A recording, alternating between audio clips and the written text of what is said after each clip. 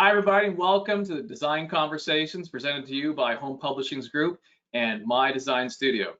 Today, we're hosted by Yasmin and me, Emmanuel.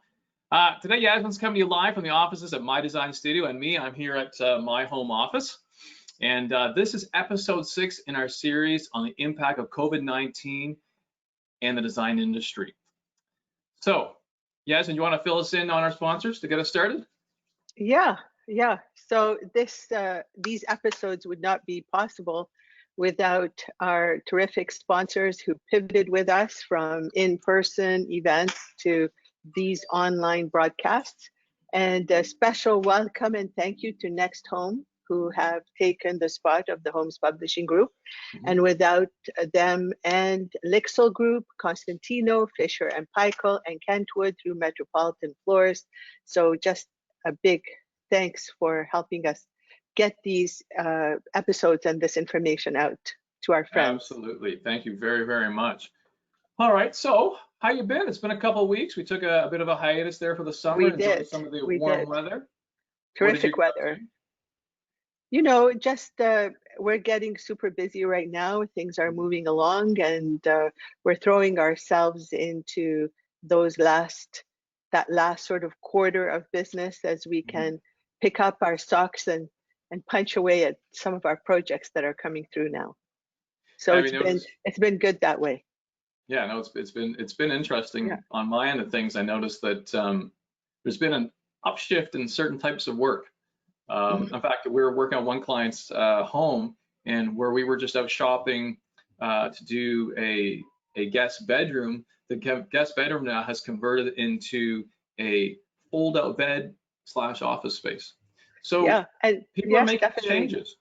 Yeah, even in our builder world, we're seeing where some builders' new projects are offering a home office solution with their new home buy. So that way, and also multi-generational, adding another living quadrant to the house by remodifying the floor plan. So we can definitely see that filtering happening through from this amazing pandemic that we're all living through. You know, they always say that people vote with their dollars, and when what's happened in the last 6 months or 5 months has impacted so many people, it's easy to see why developers, builders, and designers are making that shift, because really everyone's coming to them with very, very similar issues. So it's nice to see some of these changes happening. Yeah, and we're living them too on our own personal lives. You know, I think our bubbles are getting smaller. We're not doing as much stuff. We're not going to work events as much. We're not having, you know, the big giant groups over like we used to. And so it's definitely altered, you know, the course of our everyday today. And you know, it's funny because last few episodes we were talking about outdoor spaces, and having that, like having our side yard has been such a huge benefit for us. We've had friends come to visit us who live in condos, and for them it was like when they came to see our yard, like, oh my gosh, you have all this space. That's something that they miss being in a condo downtown. And so we're so fortunate to have that little oasis outside that we can sneak off to. Definitely, and I know I very much appreciated my backyard as well, and the terrific weather that we're having. Yeah, absolutely. So last episode we spoke about a topic that was really near and dear to your heart, which is creating an environment for all needs, and that got us on the topic about how to fit in extended families into one home, and really you can't bring that up without talking about density, like urban density. In other words, being able to create more livable space in the existing landscape. So today we have a couple of guests who will shed some light on ways to increase urban density, specifically here in Toronto. And I'm sure some of the things that we're going to talk about today can be applied in any city from an urban planning perspective. And it is a project that's certainly close to what I'm up to with Eva Lanes doing Laneway Suite Development. So why don't we get into who we're meeting with today? Who's up first, Yasmin? So who's up first is Carl. I have to shift up here. Carl Castle. Yes. So in 1992, Carl arrived from Jamaica and found a job as a dishwasher at the Jerk Pit. He worked his way up the restaurant ladder while completing a commerce degree at McMaster University and opened his first restaurant in 2000, the Irie Food Joint. And in 2009, due to his keen ability to create captivating spaces and a buzz around contemporary issues that inspired dialogue within an immediate community, he opened his second and third restaurants, Harlem and Harlem Underground. Getting a taste for development, Carl has since built almost a dozen custom homes in Toronto, and one being Toronto's first shipping container home, named the Black Star. So welcome, restaurateur and builder Carl Castle. Hey, Carl, welcome. Thank you. That's a tongue twister. There's a lot there to say. All right, let's get on to our second. Let's get on to our second guest here. Yes. He is committed to leading the city planning division to making Toronto one of the world's most livable and equitable cities. In his 35 years of municipal planning, he held various roles and responsibilities in several different community planning districts across the city, giving him a deep institutional knowledge, understanding of legislation, and a history of working across the municipal spectrum. His proven track record and delivering transformative projects of both citywide and local significance demonstrate his ability to steer city building in a manner that consistently looks to the future. He has led many significant projects in the city, including the plan for Toronto's downtown known as TO Core, the Portland's planning framework, Mirvish and Gary, Mirvish Village, which I'm a fan of, Young Dundas revitalization, Billy Bishop Airport, and Regents Park. He strongly believes in a positive future for Toronto. As chief planner, his priorities include transit network expansion, housing affordability, proactive planning, and improvement to the development review process and implementing OMB reform. We'd love to welcome Toronto City Planner Greg Lintern. Hey, Hello. Emmanuel, how are you doing? Hi, Jasmine. Good. How are you guys? Hi. Thank you for joining us today. My pleasure. I'm looking forward to it.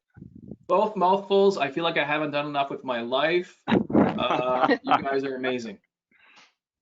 I'm sure you have. I'm sure you have.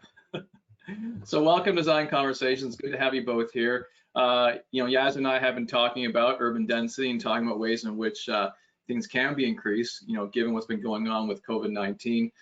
People have been putting a lot more people together. I had a friend who was living downtown and she didn't want to be downtown during isolation, so she moved up north and lived with her family in their condo all together.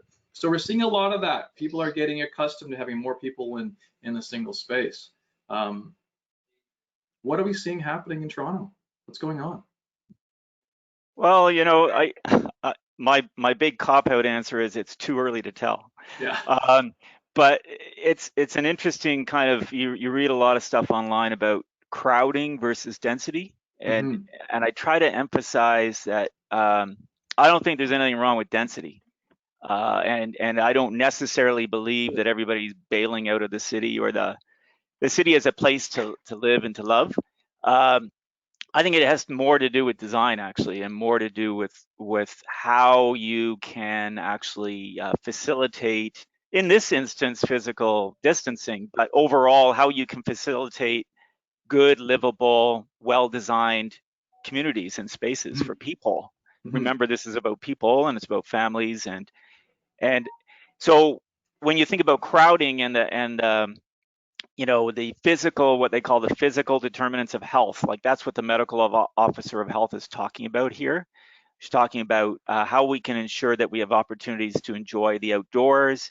How can we prevent accidental crowding? How can we design spaces and places in a way that supports a broad range of activity without saying you can't do the activity, right? So it's a really fine point, but I think it's an important point because I don't buy into at all the whole theory of this is the end of the city. In fact, cities have been around for thousands of years. Thousands of years. Yeah. This is not our first pandemic. Yeah. So you know what? There's likely to be more of them. So there are a lot of viruses out there.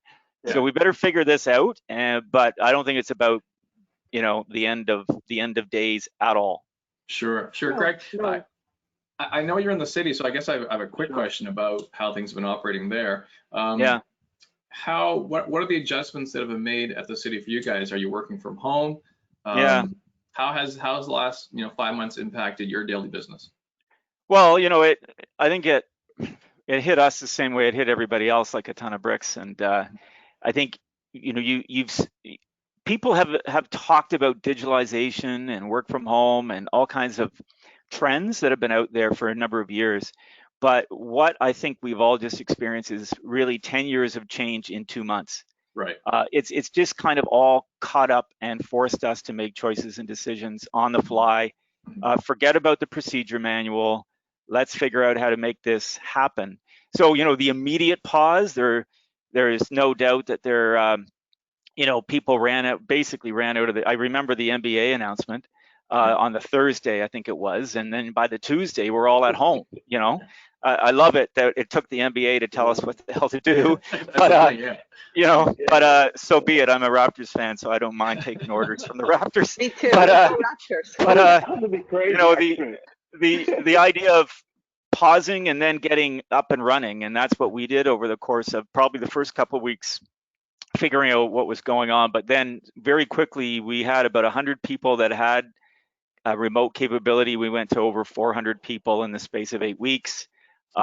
Returned to service, got everything back up and running, including the building division, the people that we work closely with, that I'm sure a lot of people work closely with on this call or on this meeting. Yeah. So, that was the effort over those is to how are we going to pivot and maintain service and get it working, even though people aren't actually physically in the office, and they're still not. We have maybe 5 or 10% of the people in the office. Everybody's at home or at their farm, as the case may be. From a delay perspective, I think a lot of listening, as you just said, certainly deal with the city that way.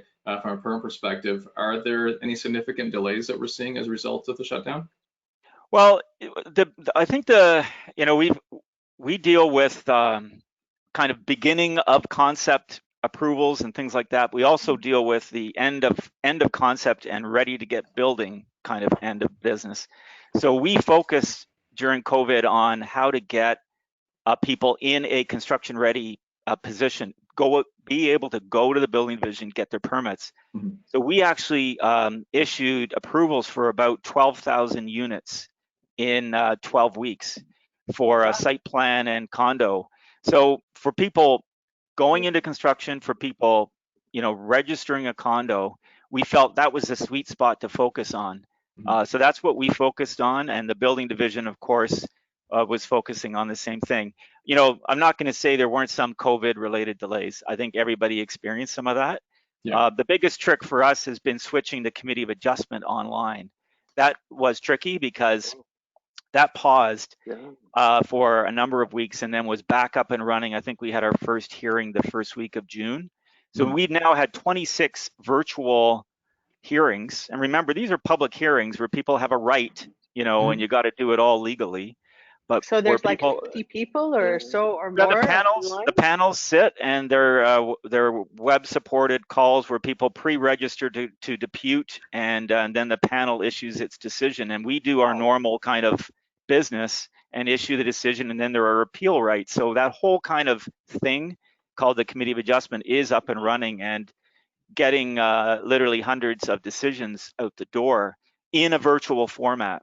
Mm-hmm. But remember, we gotta do it right, and we gotta do it fairly for people so that they feel like they've had due process, which is still important. And how's that working with online? It's working.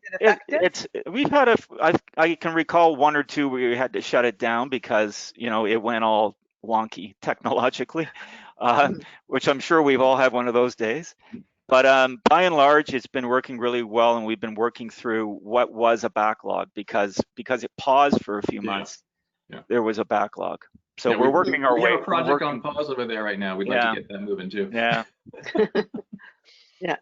All right, very good, Carl. How have things been for you for the last 4 months? Obviously, restaurants get shut down, actually, it's funny because well, I had I don't know, I had a feeling back in November last year, and I sold the business, and I moved to Costa Rica for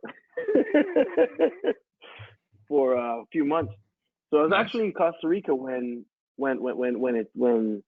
COVID dropped, and we were like, okay, But we're on the Caribbean side where nothing is happening. So we didn't really take it that seriously, to be honest. We were like, okay, well, maybe we'll stay another month, maybe we'll blow over in a month. And then it just went insane. Costa Rica lockdown, and we were like, okay, and I think we should get out of Costa Rica. We came back home, and we moved straight to the farm. And that said, my residence is above the restaurant, and that construction has been like on hold ever since. So my tenants, downstairs were just like, they put a couple of $100,000 into my building, and now nothing's happening. Oh my gosh. So yeah, it's been an interesting time. It's been really interesting. So they just started up again, finishing the construction. They had gotten to the drywall stage, so they had done quite a bit of work, right? But the bottom kind of fell out of everything. So we've had to like work with them to get their project back up and running. And I think they should be ready in about 3 or 4 weeks, say a month, But we've been at the farm the whole time, and it's been, I gotta say, it's been one of my best summers. I've never, in my entire time in Canada, I've never had this much time off. You know what I mean? So for me, not getting up every day, dealing with the restaurant business, like running, like time for me is very valuable. I feel like I've been like laying down for 4 months. So I've like ripped my house apart. So my house is ripped apart. I'm renovating my house. Yeah, it's been a good time, to be honest. The best summers of my life, to be honest. Good. That's excellent. Yeah, I know in previous episodes we talked about, the silver lining in all of this, and that's giving us time to reflect and assess, and maybe find the courage of the time to focus on something new and something that maybe we've always wanted to do that now we can, because what's the alternative? So might as well throw ourselves into something new. So I was very excited about this topic because I don't know very much about Laneway. And one of the very first questions I had, and I'm going to direct it to Greg for now, what is a Laneway house? Well, before we jump into that, why don't we do our first poll question? Why don't we do our first poll question? That's okay. Let's get our first poll question out there. Joel, you have a chance to get that up? Awesome. So have you heard of Laneway Suite development? And the answers are yes, no, and I'm building one. Yeah. All right. So that's a great question, Yasmin. Absolutely. So Greg, I guess today we're talking about different ways to influence density in the city of Toronto. Obviously, right. Laneway Suite development is just one of those many ways. So why don't we talk a bit about, how do we define a laneway? So let's chat about that. But also I want to get into other things, other methods of increasing density in the city as well. Okay. So laneway, I guess this is a test for my communication skills, right, Yasmin? What is a laneway suite? What is a laneway suite? A laneway suite is a self-contained dwelling unit that is located on the same lot as your house, or even a detached house or a row house. And it's generally located in the rear yard adjacent to the laneway that you enjoy frontage on. Your house usually fronts on a street, but for many people in the city, about actually 47,000 lots in the city, they also enjoy laneway access. I use the word enjoy loosely. Some people love their laneways and some people don't, but it's actually conventionally thought of as, oh, it's the laneway. You're not thinking about it. You're only thinking about it in a utilitarian way. But I think increasingly people have realized that, in addition to access, these are places where kids play. These are places where. Can we see the other photo?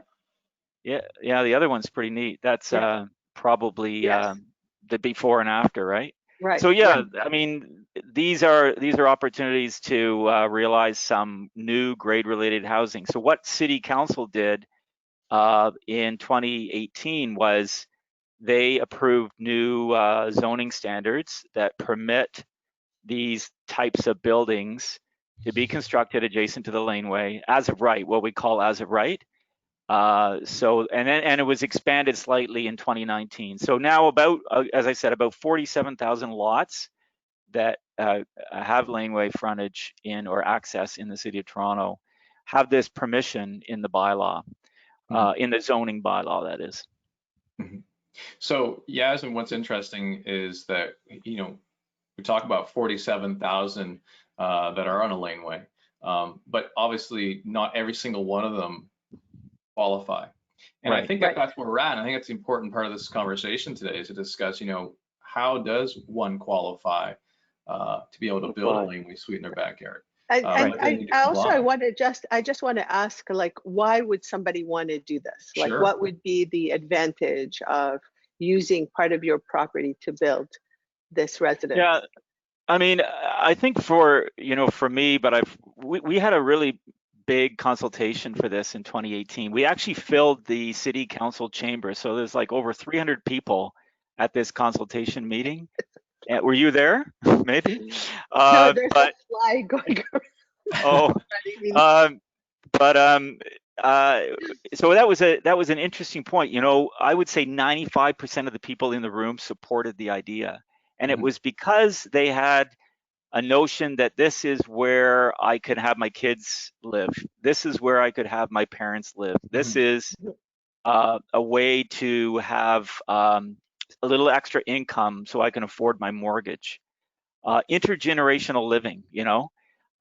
Maybe, you know, my kids are, you know, they can't find a place to live in Toronto. We have an affordability challenge in Toronto.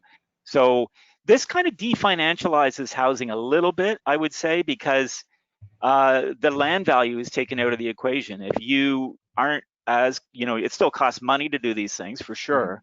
But if you're not worrying about the land value on the pro forma, then it does make it more within more reach of more people, I should say.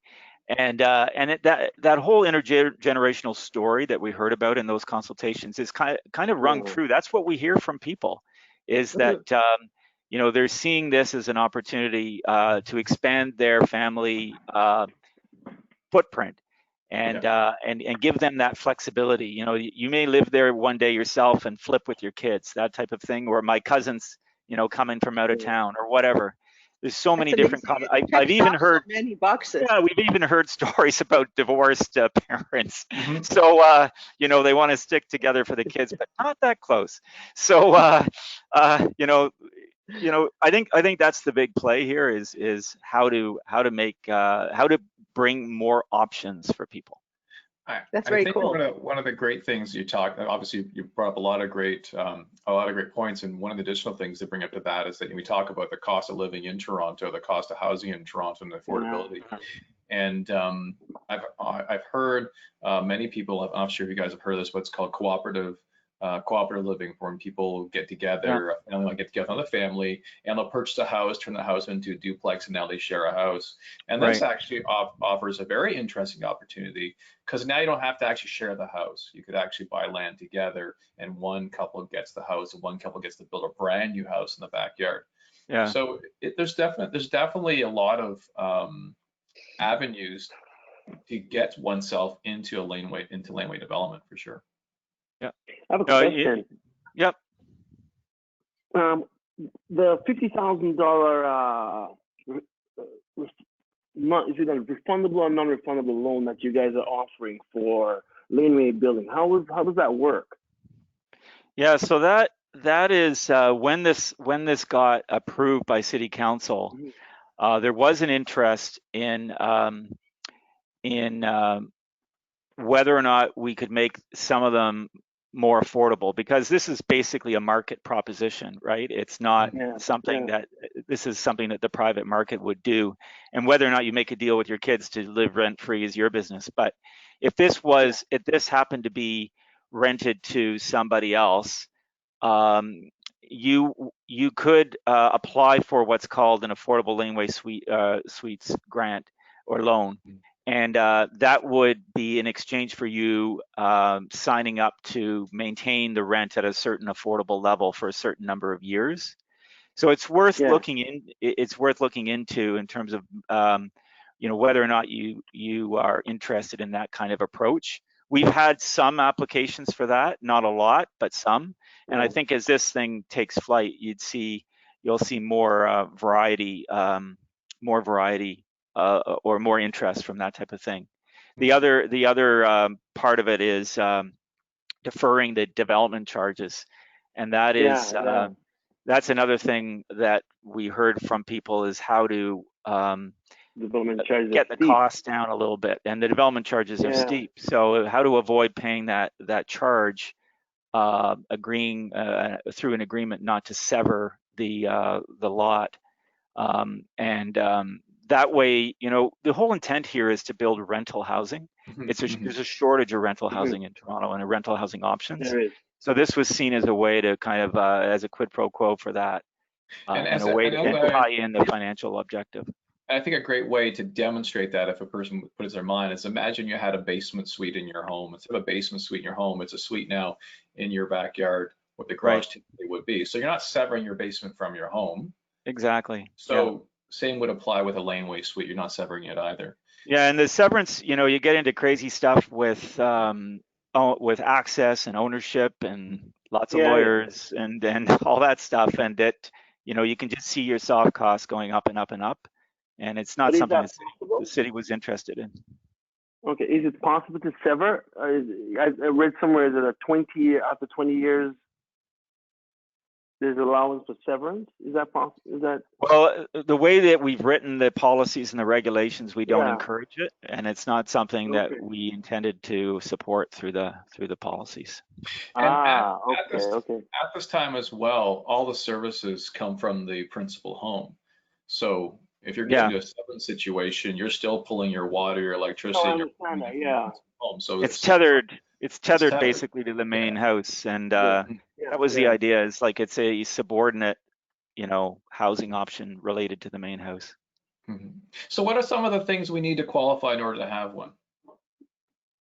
Well, I mean, obviously you need some land, and you need a building. That goes without saying. But the zoning, like anything else, sets out the maximum sizes. For example, so I think the maximum width is 8 meters, the maximum length is 10 meters, so roughly 24 by 30 feet, and 2 stories, and separation distance from the main house, certain number of meters. One of the things we did was not require any parking. So, that can really be an incentive or help with the design features. You can have parking, certainly, but we're not requiring it. Balcony that can face the lane, stuff like that. So, I mean, I would encourage anyone who's thinking about this, always, consult with fine people like yourselves, with somebody with credentials who knows what they're doing, whether it's an architectural technologist, an architect, designer. All the design sectors are really, really important to participate in this type of thing, and then certainly work with the city's building division. Like, we made it as of right, meaning lots of these permits are being issued. We got 74 permits issued so far. They're being built as of right. Where the planners, these crazy planners, don't get involved. You go ahead and you build it. You get your permits, you do your drawings, and you go for it. So that was the idea, is to try to keep it as simple and doable as possible. And it's new and people are figuring it out, but so far so good. In your opinion, is 74 high or low? Sorry? I was just saying, in your opinion, is 74 permits high or low? Did the city have higher expectations for the program? It's so hard to know, but we figured we'd get 100 or 200 in the first couple of years. So I think we're on track. We have 235 actual open files and 30 under review. So, they're coming, and we're getting calls all the time. So if you average it out over the length of time that you've been allowed to do this, it's about two serious inquiries a week. So I think it's coming. And, some may say we do not as good a job as marketing this, and that's what you folks are for, is promoting it with some as an option for your clients, right? So what are some of the major What are some of the major reasons why the permits are getting denied? Like what's stopping some of the people? What's coming up the most as reasons why? Is it Well, I don't know if that they're separation or? necessarily, yeah, I don't know that it's necessarily, a lot of them aren't requiring any committee of adjustment variances.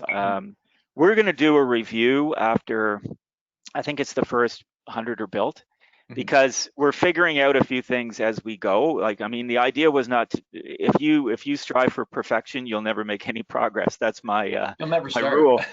You'll never start. So better off to get it going, which is what we've done, and you know, figure out a few wrinkles. We've had one around the fire access issue. Sure. That we're working through, where, you know, there are ways to provide that fire access, but some have observed that it has become a challenge. So the chief building official is working through that with a code consultant to see what other options we can bring into play.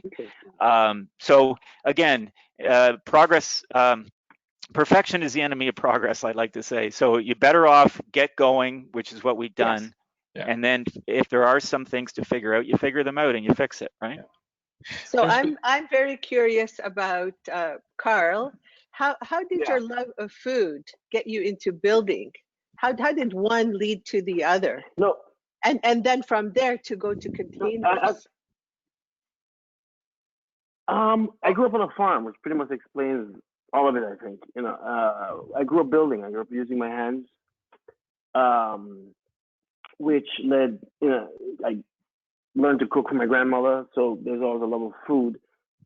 And while here, the first thing I did to kind of get by on cheap rent was just renovate apartments back in the 90s, you know, renovate those old apartments in the 90s and get good rent out of it. So I would, you know, back in the 90s, I changed homes like once a year just so I could practice, so to speak, you know. Yeah. So I learned all aspects of building, doing it for free for the landlord.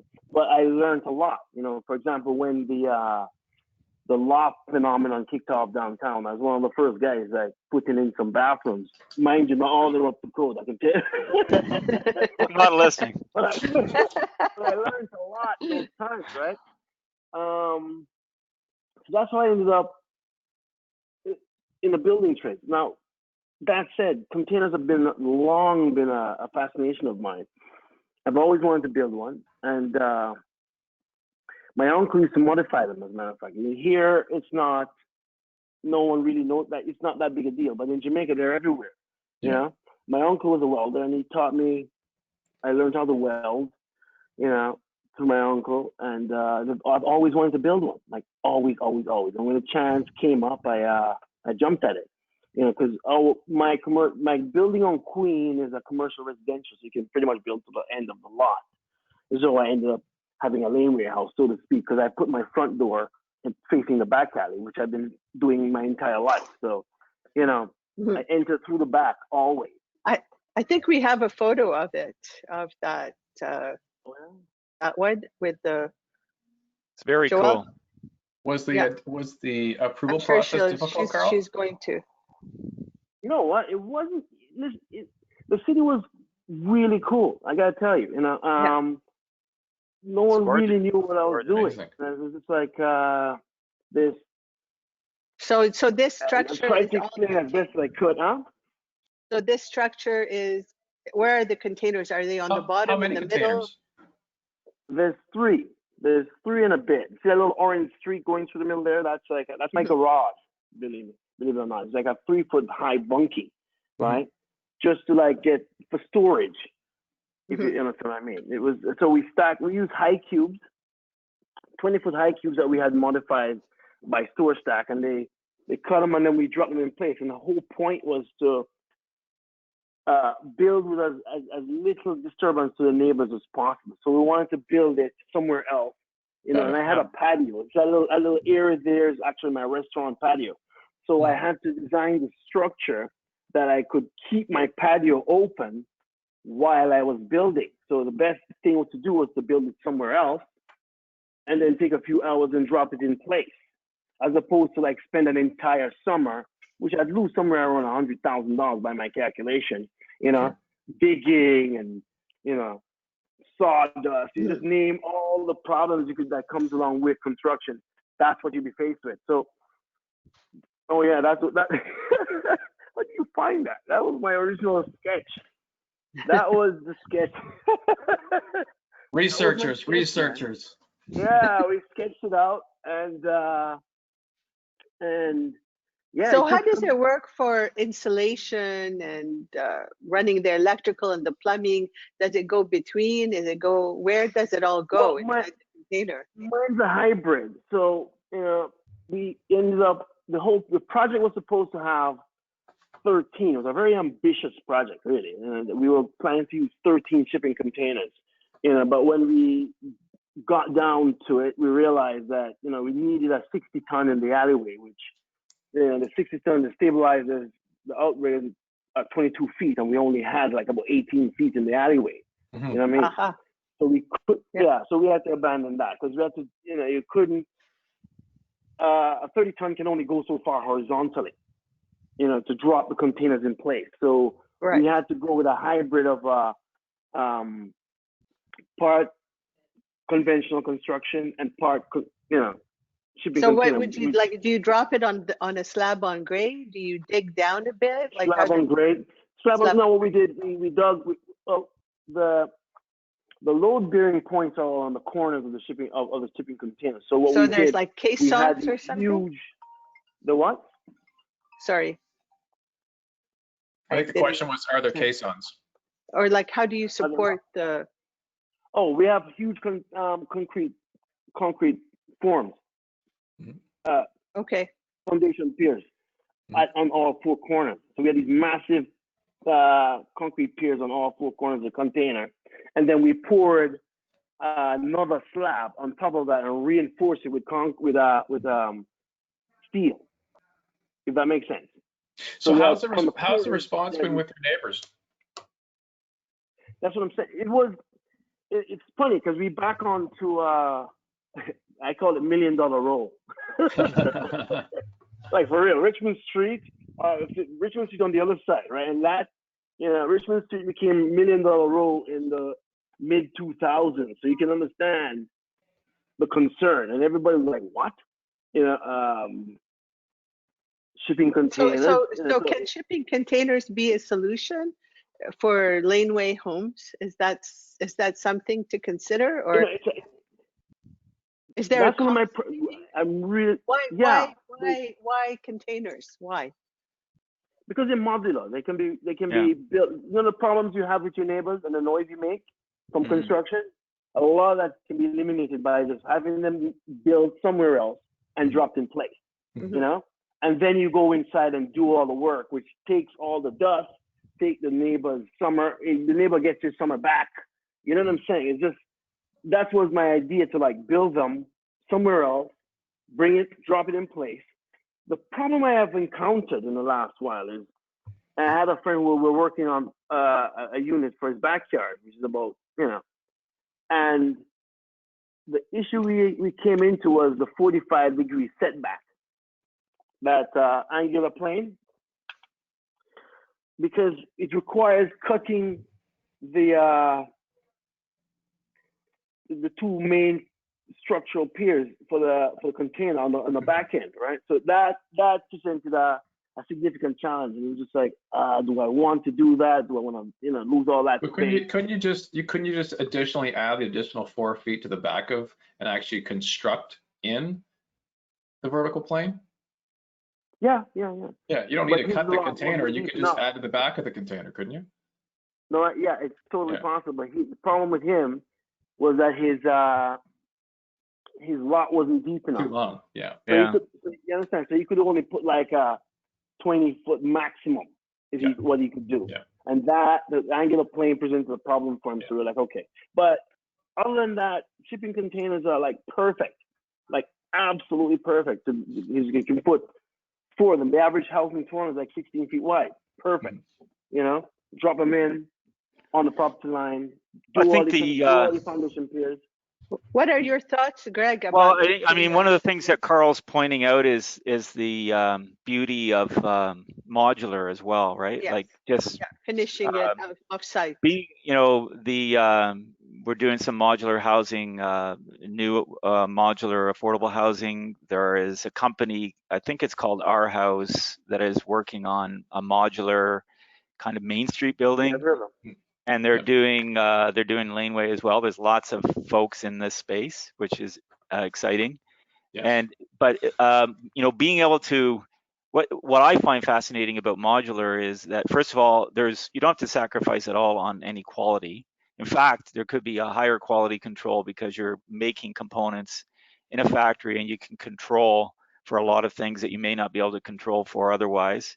Carl pointed out the disruption, like being able to bring in it's like a Meccano, if you remember that from your childhood. I do.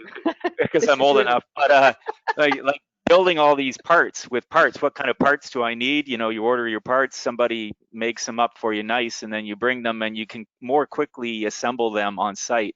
You don't, you know, the Main Street one that's going on Queen, they don't have to take up a lane of traffic. They don't have to affect the pedestrian traffic or the cycling. So from our perspective, way less disruption, and just an overall a much more efficient build. And again, these are some of these things are new. So as we get better experienced and more efficient, the other thing I like about modular is kind of local economic development. That you know, Exactly. I can foresee you know, construction or building companies, you know, might have a factory in Scarborough where these parts are made, man. And they're employing people, right? And you're you're actually creating a much more of a vertical supply chain at a scale that I think is really exciting and attractive for local economic development. Yeah, I mean, it's certainly keeping my eyes open, and I never really even considered all those bits coming together, but I can really appreciate the sound and the clean component of plopping down, you know, the modular pieces without all the mess and fuss and noise for the neighbors. Oh yeah, for sure. One of my neighbors is going to be tearing down his house and building this 3-story structure, and I'm terrified of it's going to be for like a year. You may have 18 months, 24 months of action there, which you may otherwise not want to have, right? No, totally. Nobody does. So there's a conversation going on in the city about the missing middle, and can you tell us a little bit about that and what the city's looking at as far as bringing in more opportunities for housing in the city? Yeah, so I mean, you threw up a slide there earlier about the missing middle, just to point out Laneway Suites. But when you think about it, everybody has seen the monster homes getting built, the big homes, and you know, nothing against anybody's you know, own business there about building a big house, but everybody's seen those. They're all over the place, and everybody's certainly seen the tall building at the other end. There's lots of those, lots of cranes. That's our new symbol in the city of Toronto, it seems.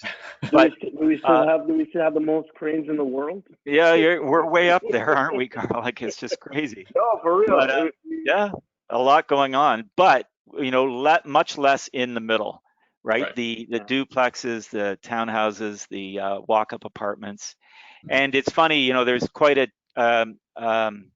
a raft of people on social media that talk about this, and they always put up their favorite pictures of, you know, generally buildings that were built a long time ago, that low-rise apartment buildings. You know, you can think of beautiful ones that are on Palmerston, for example, and streets all over. Actually, the former city of Toronto has zoning that actually permits, as of right, a lot of these housing forms. But generally speaking, our post-war suburbs, generally speaking, don't permit these forms, these housing options. They only permit the single detached or single family, as some people call it, a house. So the idea that we've started a conversation on and actually started work on is to have a way of looking at more housing options in neighborhoods, what we're calling in Toronto. But it's something that's happening in many North American cities, and our experience in Toronto is always has been a little bit different, because we do have areas where this is already permitted, but as I pointed out, we don't have it. They're not permitted everywhere. So this is a conversation that we want to have with Torontonians, and we're embarking on probably a 12 to 18 month work program to kind of unpack this. We've already done laneway suites, we've done secondary suites or second suites, so check on those two. But we want to have conversation about garden suites, which is whether or not you can put you know, an accessory dwelling unit in your backyard if you don't have a laneway, for example. That's something that you've seen in Edmonton and Ottawa and some other cities that have that permission in Canada. So we're looking seriously at how to bring those kinds of ideas forward and how to have that discussion with people. Can we, you know, I like to kind of think about it as working inside the box. So everybody likes, you know, the look and feel and scale of their neighborhoods, but there are so many different ways to carve up that building envelope. And I think you were pointing out earlier, Yasmin, like you could have different ways of having communal living or separate units like a triplex. When you think of a triplex, you can see these kind of horizontally stacked triplexes on some streets, but there's so many different ways creative people like yourselves have of carving up the box and creating 3 or 4 units in a building that might otherwise just be a single unit. And it, from the street, it really wouldn't look any different, right? Same scale, same height, but instead of one 4,000 square foot house, you have 4 1,000 square foot units, right? So that's kind of what the missing middle is about, is trying to explore in so many different ways and enable more of this to happen. You know, mixed up in all that is things, nasty things like parking and financial stuff and other things that we have to work on, because you can come up with all kinds of great ideas, but it may not happen.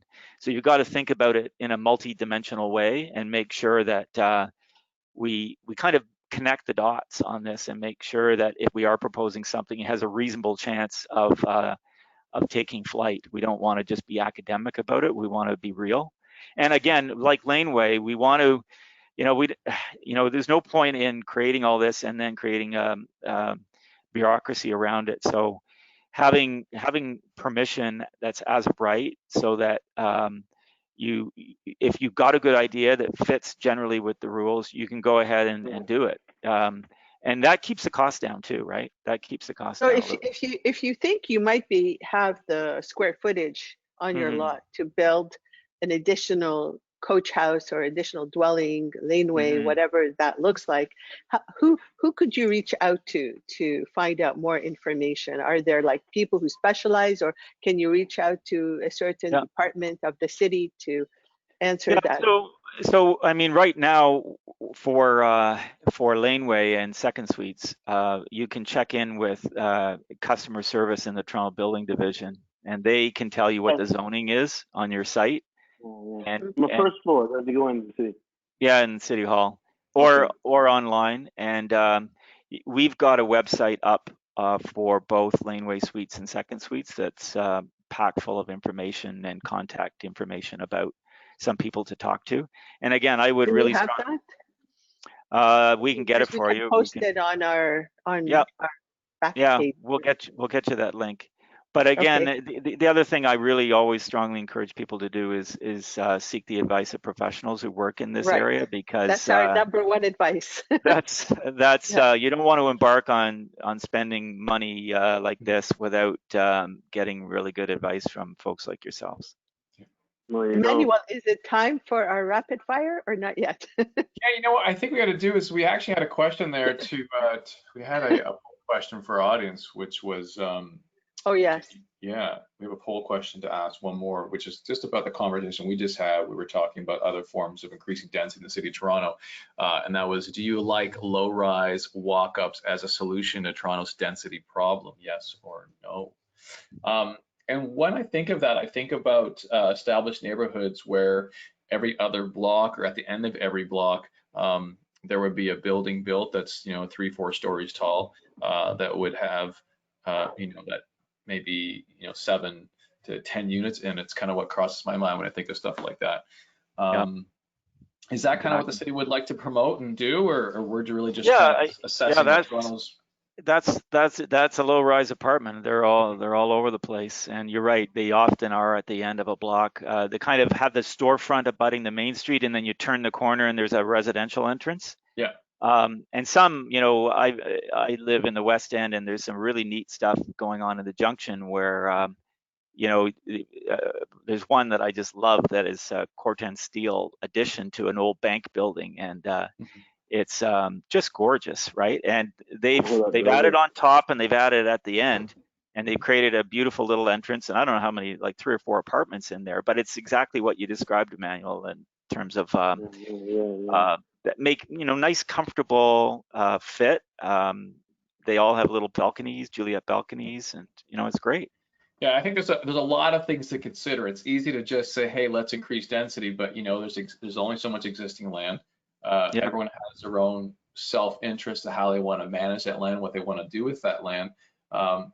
Sometimes us designers and perhaps developers, we see opportunity, while those who live on that existing land see it as just their home, and there's no need to change what's there. So respectively, everyone has a way of dealing with it, and you at the city obviously have a lot of things to consider and a lot of challenge to go at. So to your point, it's a delicate conversation to have with people, because people generally don't like change. But what's really important in this conversation is I think back to that room full of people, and 95% of them wanted the change. I think there's a generational kind of thing going on in Toronto where, who is this city for? It's in some respects, it's just as much about the people who aren't here yet.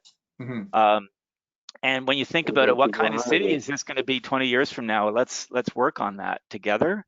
Let's not, put up walls, but let's figure out how we can embrace change so that it's inviting. I mean, it's always been an inviting city. So let's make sure that we live up to that reputation.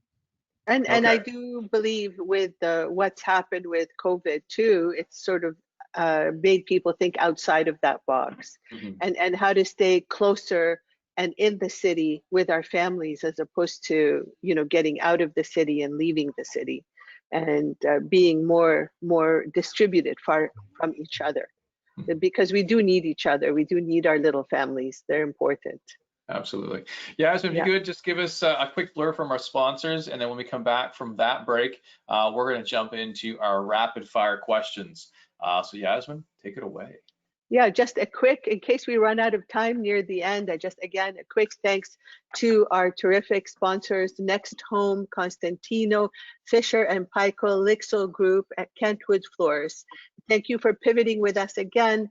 And if you are considering updating or building a new project, whether residential or commercials, please take a moment to discover the smart and beautiful design floors from Kentwood Flooring, where you'll find the right products for your projects, from luxury vinyl to engineered and specialty sculpted floors.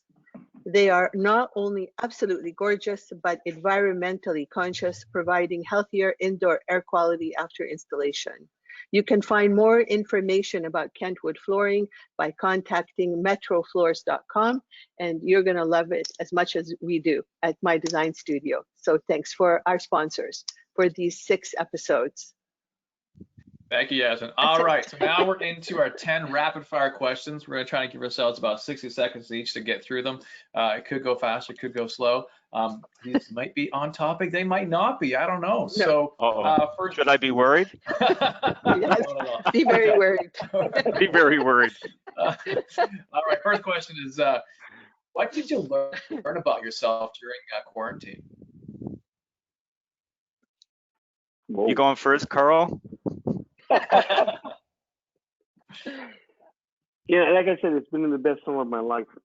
Just because I've been in such a high demand time when you run a restaurant, or when you run 2, with young kids, it's crazy. You have no time, literally. So this last year, when I made the decision to get out of the game, essentially, and then have a pandemic drop in the middle of it, it was just in many ways, for me, it's been the best year of my life. I've had more time than I've had in my entire life Really. It sounds like you learned that you needed a break.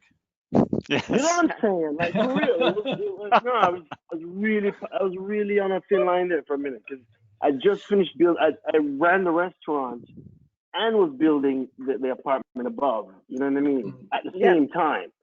So just imagine what my timeline was like, and I was living above it too, right? So crazy. You know, it was crazy. So yeah, this has been a blessing for me in many ways. You know, it's just like, hey, Greg, you know, I have a really exquisite lifestyle. Well, I guess I can contrast that by saying that I won't say it's been the worst year, but it's been the busiest. It's been the busiest year of my entire career. The busiest year of my entire career, no doubt about it. Like it's and you know, things can move at a pace at the city. We sometimes you know, talk about stuff too much. So in a way, this has kind of ignited a lot of things that we've long discussed and moved us off the fence a little bit. So that's been healthy. And you know what I've learned about myself is that it's okay. Like it's okay to jump in. So you know, that's been important. That's beautiful. Thank you. Okay. All right. Favorite Toronto architectural landmark. Favorite? Craig, we'll get you first. See, I'm a more, I would say go with something like Massey College or something like that, that is understated but refined and has a real people. It's still incredible architecture, but it has a real humanistic scale to it, which I really like. Yes, I would agree with that. What about you, Carl? Anything stand out for you? There's a house, for real. To me, there's a house at Parliament, just in the back alley off Queen. I don't know if anyone has ever seen that house, but it's tucked in an alleyway. It was where an old garage used to be, and they built a 3-story alleyway home there. Like, it's unbelievable. This how they wrangle this house. For years that house served as an inspiration for me. Like, I go out of my way to drive by it, so to speak. You know, it's like Queen Parliament. It's nice that you have that. It's something that inspires you to move forward. Yeah. That house, that house was like fire. I watched it. I had a house at Ontario and Richmond Street. And I lived there for a few years, and I'd walk my dogs in that neighborhood, and I would always go through this alleyway. You know, it's a nondescript alleyway, but there's this house there, man. I tell you, it was. No, really. I think you should give tours. I'm just saying. Like, I really feel like you do a really good tour. All right, Yasmin, go ahead. It's one house. Okay, question number 3. Would you rather live in a condo or Laneway suite in Queen West? Queen West? Queen West, sure. Give me Queen West. You know, the alleyway is alive. You know what I mean? It's a whole ecosystem back there. You know, it's the art. You know, we fought for the art. You know, there was a point in our history when, you know, alleyway art was they were going to paint it all over. We were going to have Bayview Village beige going on in the back alleys, you know, which would just ruin it. You know, so no, really. So we fought for that. We literally fought for that. And like, you know, I'm telling you, there's a time when, you know, our city's history when everyone was pushing for that, and really, in that push against graffiti art legitimized it. Mm-hmm. Because in making it illegal and forcing people to like paint their garages white or some bland color just to because the city was gonna paint it and put the charge on your city tax, on your property taxes, right? And people started declaring the art on their garage doors, the graffiti on their garage doors as art. You know, I was one of those people instrumental in mobilizing the artists paint garage doors, so people can Carl, declare them. I see why you've been an influential person all your life. Great job. Yes. Great job. I'm with Carl. I'm with Carl all the way. Even in Queen East, there's some terrific graffiti under the bridges. Yeah, man. That's just spectacular, right? I always stop and I'm mesmerized by it. Okay, Greg, what do you think would make Toronto even a better city? Oh, what would make it a better city? How much time do you have? No, it's 60 seconds, but really not more. It's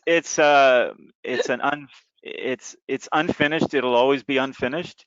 I think what would make it just like any big city, but what would make it I think what would make it a much better city is a network, like a really good, a lot more money spent on mobility, right? Whether it be local mobility like bike lanes or transit lines. Getting, we have a lot of transit finally under construction, but we didn't build anything for 20 years, so.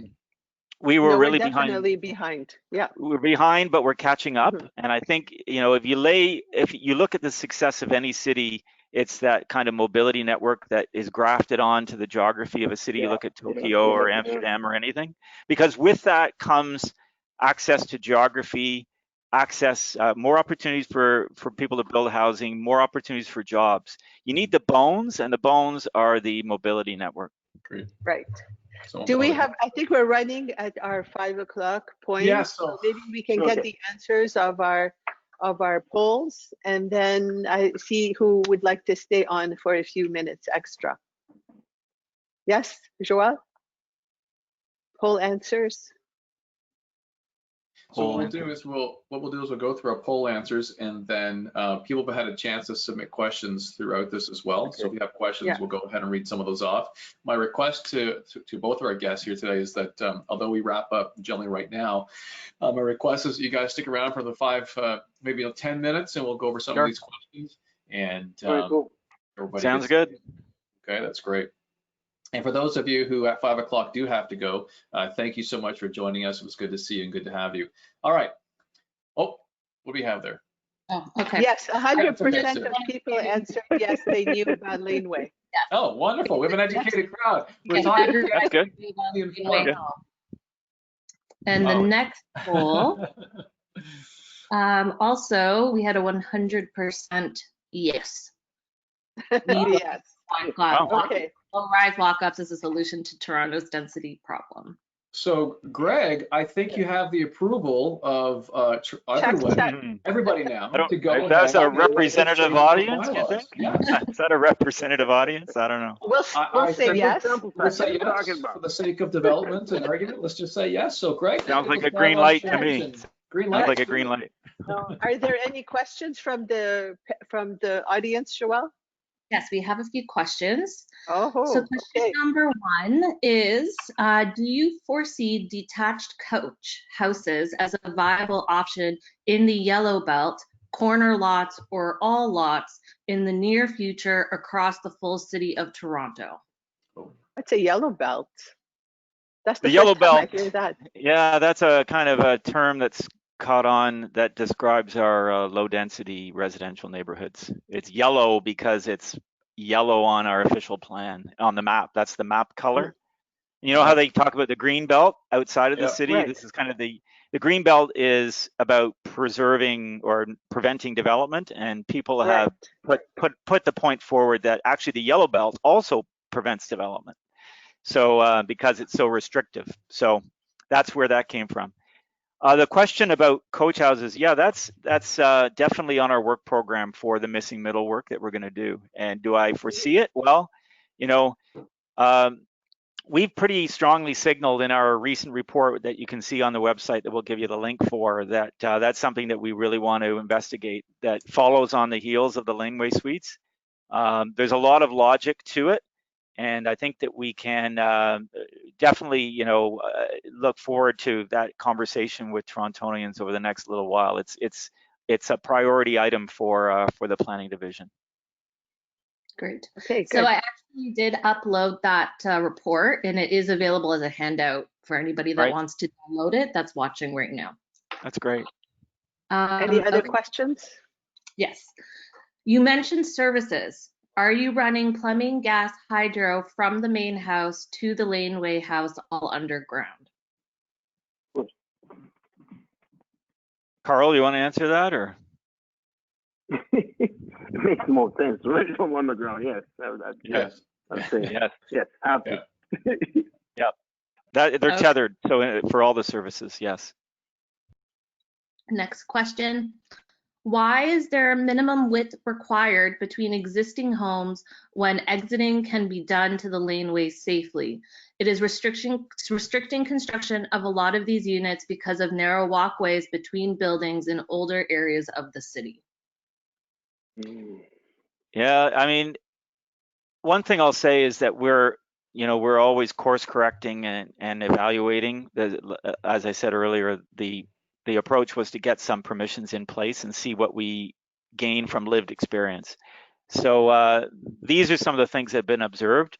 I mean, the counterpoint to what the question is that there's still an interest in creating space and air and soft landscaping for stormwater training and for your quiet use and enjoyment of the backyard area, both for the laneway residents and for the laneway suite residents and the main house. So, I would say what we've devised so far is trying to find the sweet spot between the various interests. But we're gonna, we'll be watching these types of issues as these buildings get created. I think a part of the question was also relating to the distance from the existing principal home to the side yard setback. Yeah. And I think that I think, correct me if I'm wrong, but, and obviously you can speak more to this, about the permission between two neighbors, they can sign into sharing a right of access. Yeah, we ask for, I think it's a one, I'm just looking at some notes here to make sure I get the number right, but a meter. And you can split that. You can, if that is available on your own property or in conjunction with your neighbor's property. And if it is in conjunction with your neighbor's property, you can sign an agreement to make sure that that's assured.